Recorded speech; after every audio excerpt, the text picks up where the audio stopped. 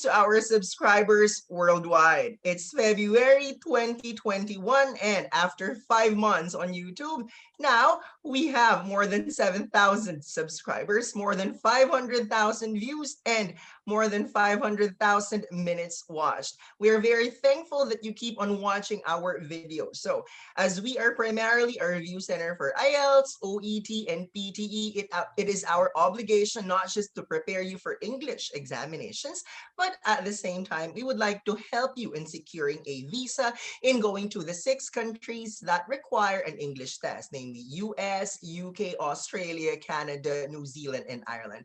But guys, it doesn't end there. When you go there, you are thinking of long-term goals. Like what? Eventually, to become a citizen of those first world countries mentioned. So, in our previous videos, we featured Filipinos who have become citizens of the United Kingdom and New Zealand.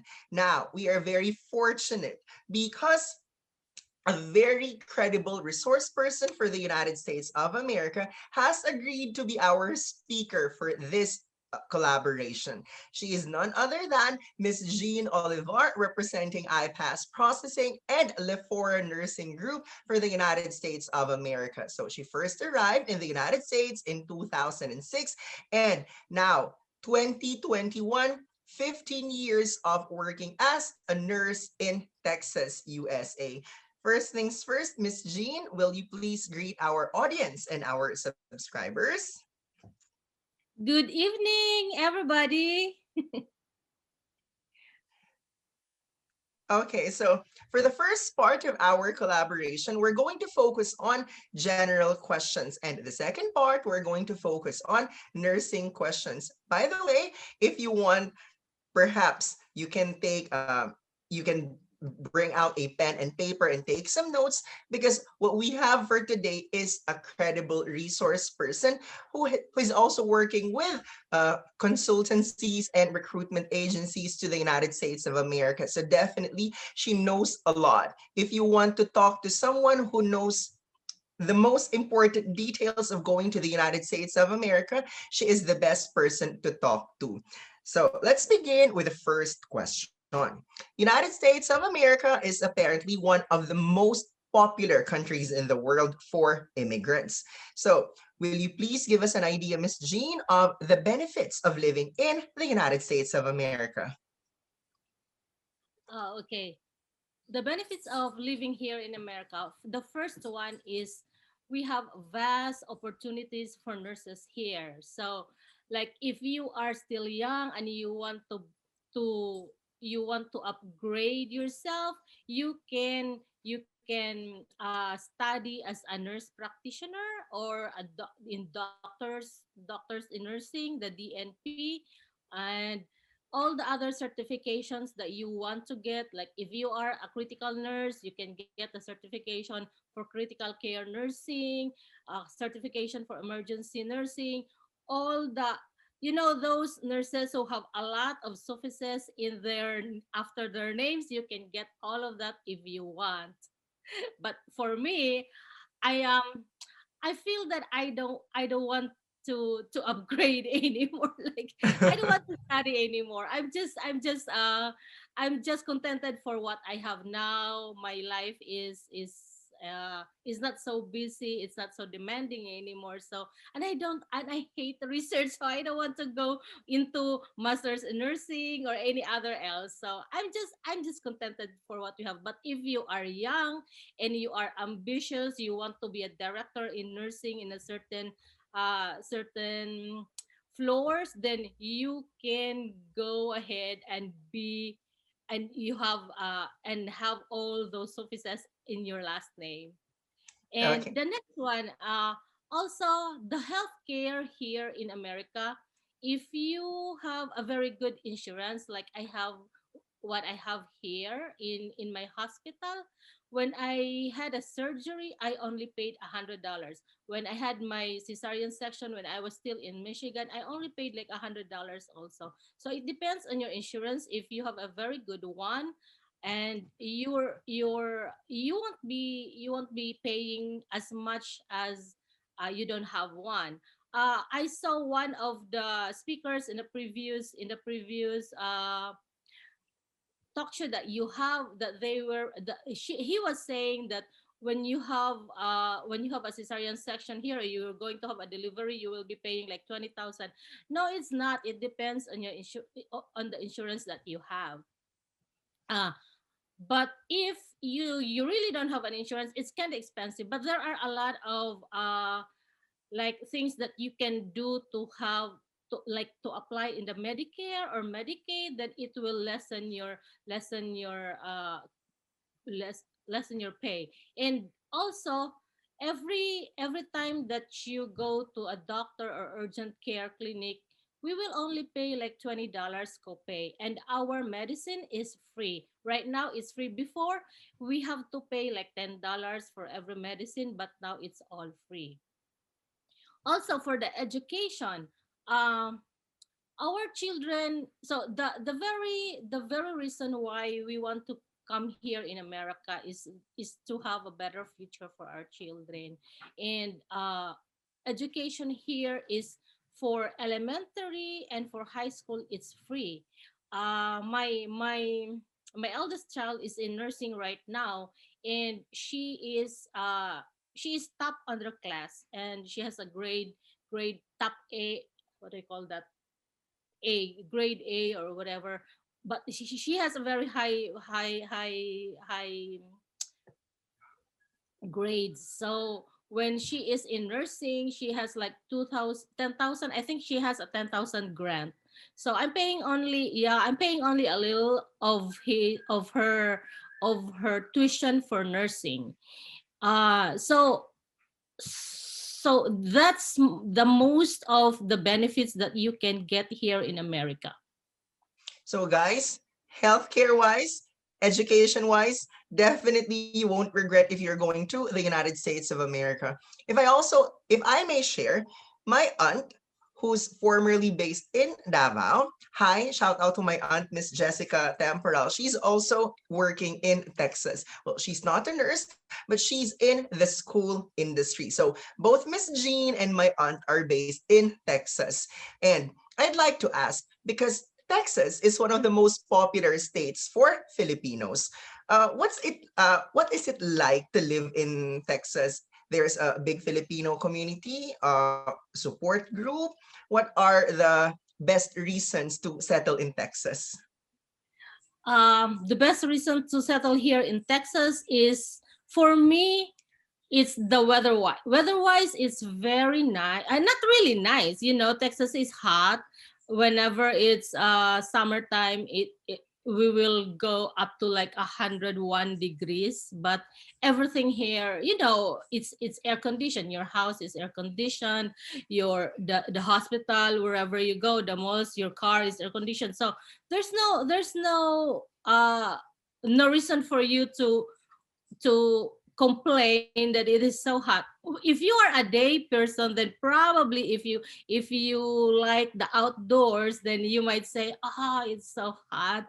But then living in Texas, we only pay one tax, federal tax. Other states, you will pay federal, state tax, city taxes. So I was living in Michigan for 7 years, and then we transferred here in Texas because um, of the weather. My husband doesn't want to plow the snow anymore there, and so when we transfer here, we don't have much friends because all of our friends are in Michigan. But then we found friends here. You can find friends anywhere when you want to. And also, yeah, that's the one. The pay is not so high compared to California, but then the cost of living in California is high, right? In Texas, the cost of living is low. You can buy a house like 300 to 400,000, that is so big already. And what else? There's a lot of like entertainment for the children. Here in San Antonio, we have the Sea World, the Shamu, the one, the the dolphin or the whale, the Yeah. whale. Yeah, and we have those Fiesta Texas with roller coasters. So all the other extra activities that you want to go, we can find it here in Texas. So perfect. We've mentioned earlier that Miss Jean first arrived in the United States 15 years ago. That's 2006. So now we're going to ask her what was the visa that she used as point of entry to the United States of America, and what did she do to apply for that visa? When I came here in America, it was an immigrant visa right away. There are other kinds of visa: working visa, immigrant visa. Immigrant visa is the EB3 visa. So when I came here, I applied. When I was still in the Philippines, I applied in a certain agency and they processed my EB3 visa. That's the immigrant visa.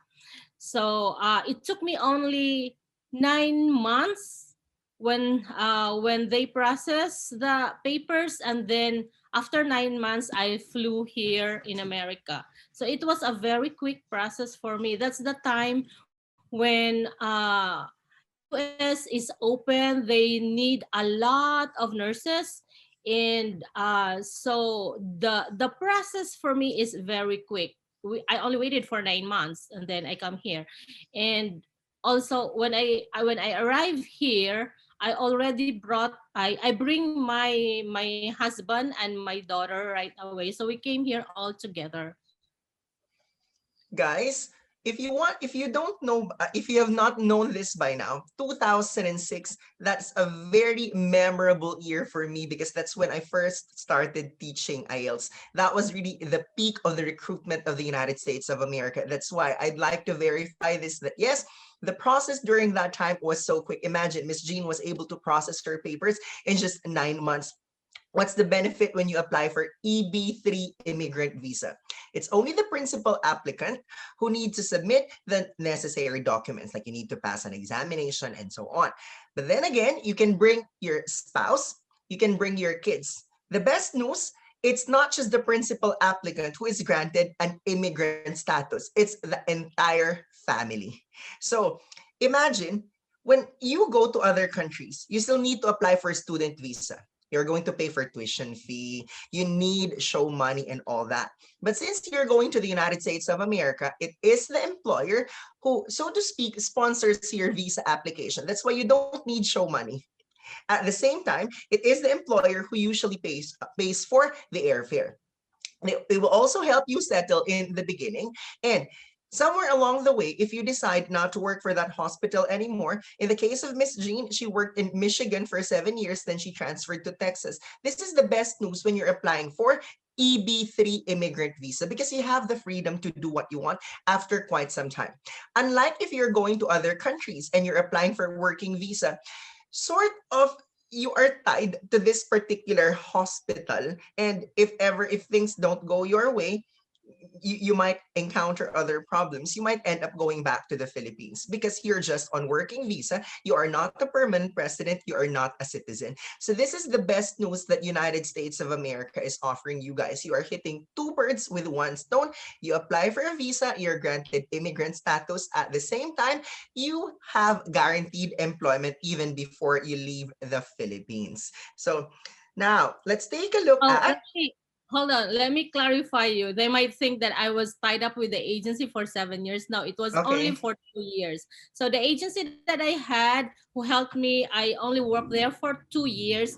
And then we were deployed in Henry Ford Hospital in Michigan.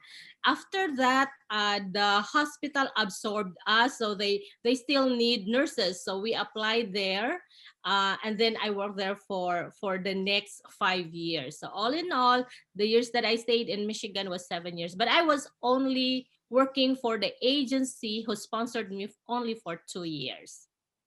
Thank you so much for the clarification, Miss Jean. Now, we're doing this collaboration because eventually we want our nurses, our Filipino workers to become citizens of the first world countries someday. Imagine if you have a US passport, then you don't have to apply for a visa wherever you go. Because if you have a Philippine passport, it's like a disease, right? So you always have to apply for a specific travel pass, a specific visa wherever you go.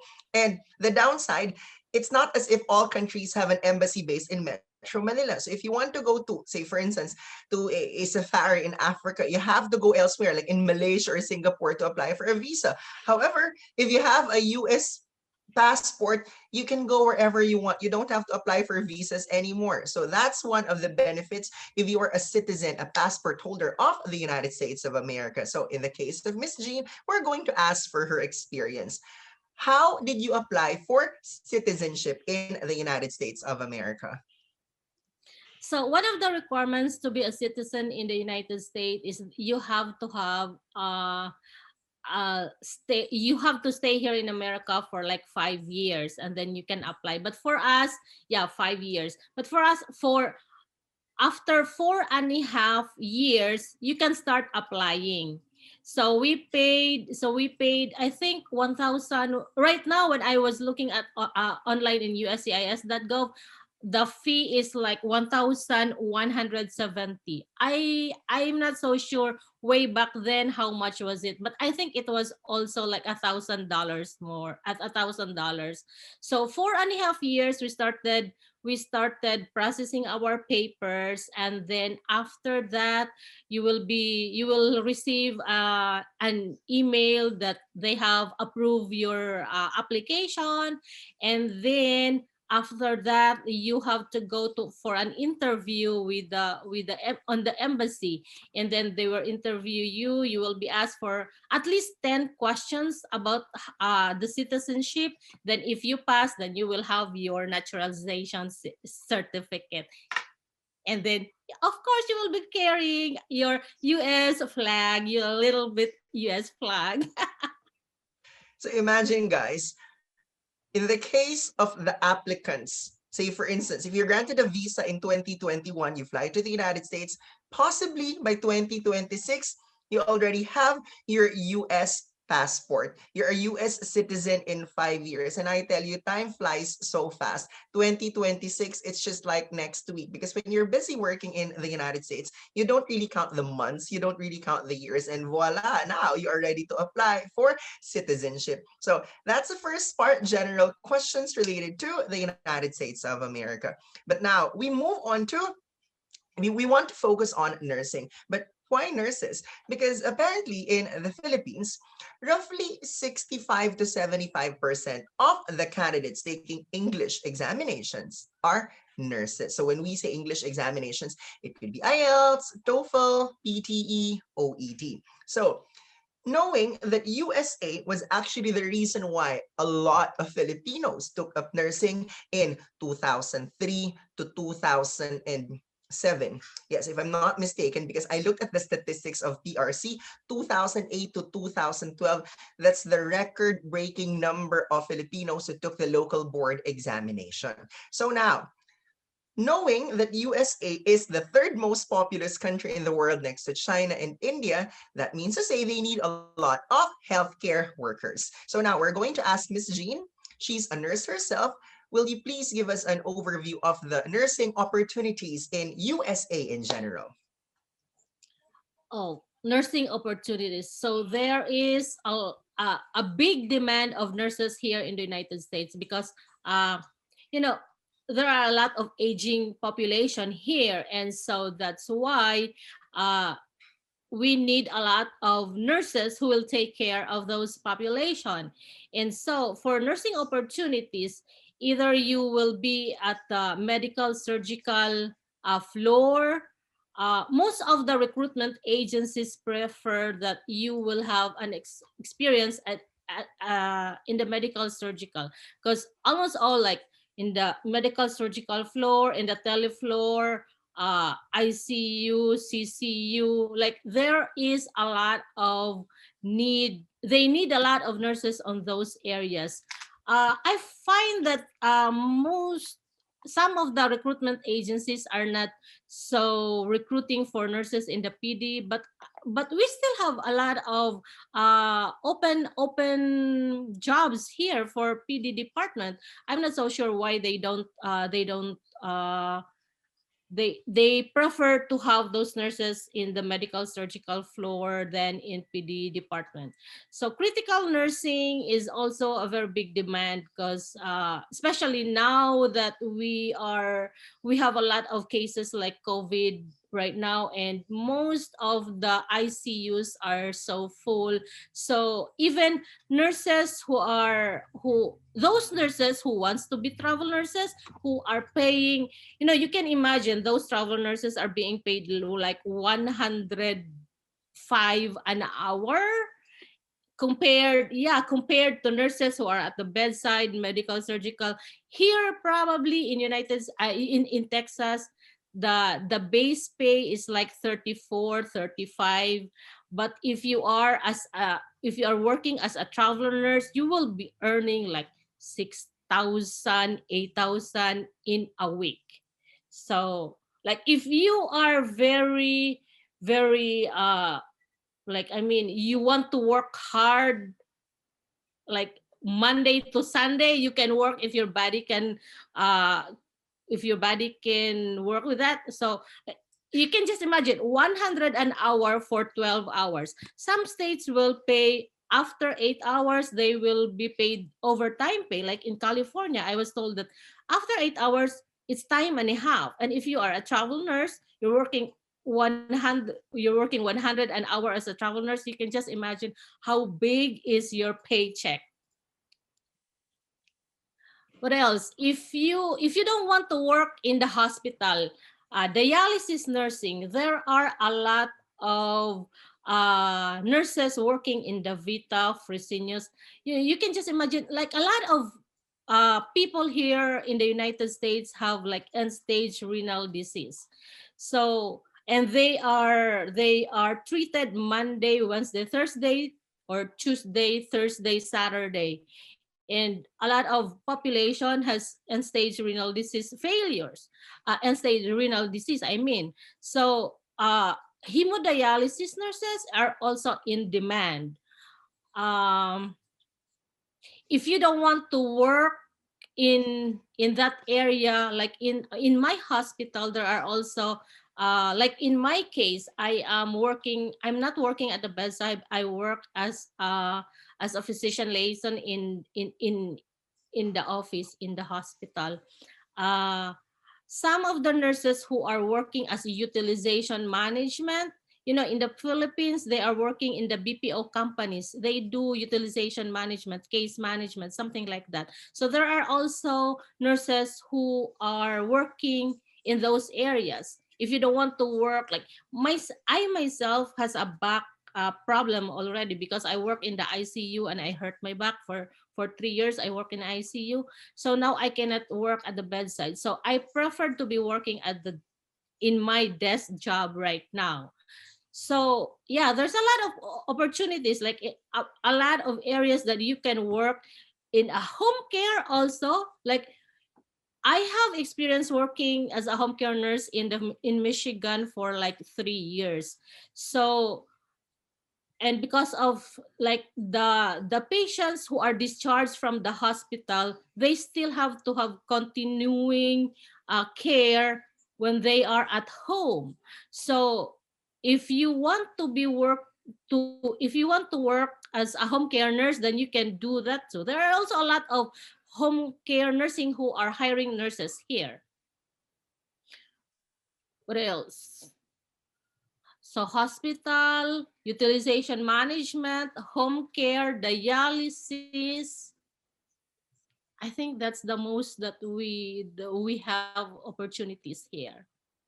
As I was listening earlier to the figures, you can probably earn 6,000 to 8,000 dollars, US dollars per week in the United States of America. Some nurses in the Philippines earn 6,000 to 8,000 pesos in 1 month. That is really sad. There are a lot of skilled nurses in the Philippines. It's just that some of them do not have the courage to go through the entire process because we know for a fact this is time consuming, this is tedious.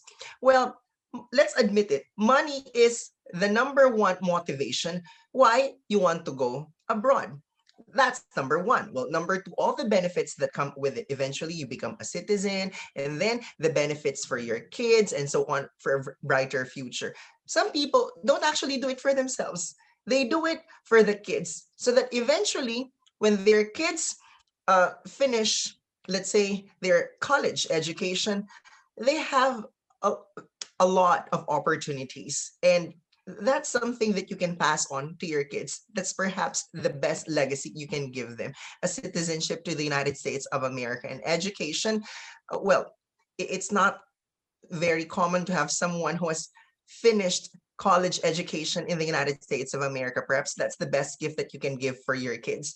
Now, before COVID-19, the projection is USA will be needing nurses until 2023. Well, that was the projection before COVID-19. But we know for a fact that USA is number one in the cases of COVID. Do you think, Miss Jean, there will be changes in the projections? Like up to what year do you think US will still be needing nurses? Yeah, before like last year or the previous years, they're saying that USA need 1.5 million nurses in 2020, but now it's already 2021 and we have a lot of cases of COVID. So I think we can project that we will be needing like 2 million nurses in the year 2025 or what. So it's really, we really have a high demand of nurses here. Wherever you go, there's in every states in the United States, we are all in demand. I have a recruitment agency that's asking me almost every week, can you please send me nurses? You have friends who are nurses. Please, my demand in the hospitals are so great, but I don't have any supply of nurses. I said, it's really difficult to get nurses right now because some, USCIS is not granting visas yet, and because of the COVID, all the applications are stagnant. There's no, and taking NCLEX is difficult right now because we don't, the Pearson view is limiting their number of seats. Like in a day, how many nurses can just take the exam? Before maybe there's a lot, but now they're limiting the number of seats. So, and they get unscheduled. That's the problem we have with IPAS processing right now, to get the exams, to have the nurses sit for the exam. Well, all we ask from candidates is patience because no one saw COVID-19 coming. The truth of the matter is the demand for nurses will always be there. It's just that you have to bear with the situation. But why is it that we are confident in telling people that USA will still need a lot of nurses in the years to come? Look at the population. The bigger the country, with more people, obviously they need more health workers. So when some people are asking, why is it that USA needs more nurses as compared to UK, Australia, New Zealand, Ireland, Canada combined? That is because even if you combine the population of those five countries, USA is still more populated than all five of them. That is why if they're needing 1 million nurses in a year, that is not impossible. Why? Because right now, how many COVID cases do we have in the United States of America? If I'm not mistaken, and when I checked the news, 20 million cases. It's not as if it's the Philippines that one nurse is taking care of the entire ward. It's not like that in the United States of America. Miss Jean, can you please give our audience and subscribers an idea? Usually, how many patients are being taken care of by one nurse in America? In a medical surgical ward, the ideal ratio is 1:5. Sometimes we go 1:6 or to 7 if you are short staff. That's the medical floor. But in the ICU, if you are taking care of, like you have a patient who is on continuing CRRT, it's gonna be 1:1.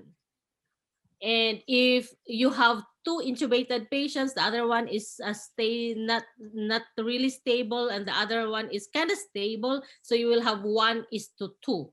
So you can just imagine that one. In the Philippines, you are taking good care of 1:40. Here is 1:5, 1:6. Yeah. And in ICU, 1:1 or 1:2. That's the ideal patient is to nurse ratio that we have here.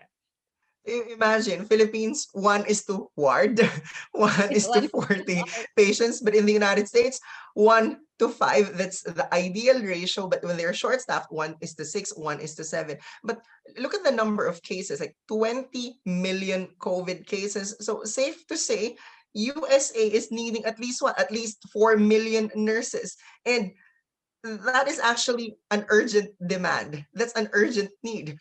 So if you know someone who lacks motivation in going abroad, in doing the processing, I hope these figures, the compensation, the number of nurses needed, I hope that's enough motivation, because God's help those who help themselves. We can only do so much, but to tell you of the opportunities. But if you don't take the first step, then this will just remain a fantasy, guys. Now, let's talk about taxation. My aunt told me recently that she received two subsidies, I think two allowances, COVID allowances from the United States governments. If you're paying taxes, well, the good news, the benefit, you're getting something in return. Can you please verify that, Miss Jean? What about the amount that the US government gave the US citizens recently in the last few months because of COVID-19? Yeah, I think last time we received like 2,400. Uh my daughter was not yet was not yet 18 years old that time, so we received 14 like $2,400. Last week, I think, or 2 weeks ago, I received $1,600 in my pay in my it was deposited right away to my bank. Yeah, I was like, "Oh my god." Well, money. Well, that's not 1,600.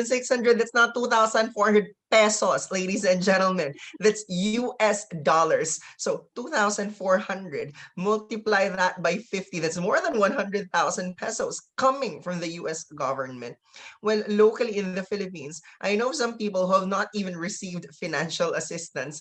So you can just compare, because US definitely has the budget. So if you are future oriented, perhaps the response of the government should serve as a deciding factor where you are possibly going, which country to choose when you want to pursue your dreams of going overseas. Now, for our last question.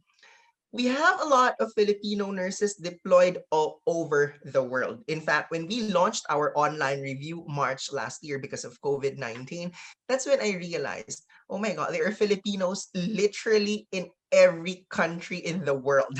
We have reviewees now coming from Libya, from Ethiopia, from Suriname, most of the countries in Europe and in Asia, and even Brazil, even the Caribbean. So if you're a nurse going elsewhere, obviously you're thinking of the long-term goal. Now, my question, Miss Jean, is why the United States of America? Why is this for you the country that the nurses should choose?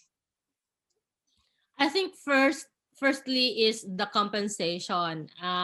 You will be well compensated here, like any other countries, compared to like probably some other countries. So first is compensation.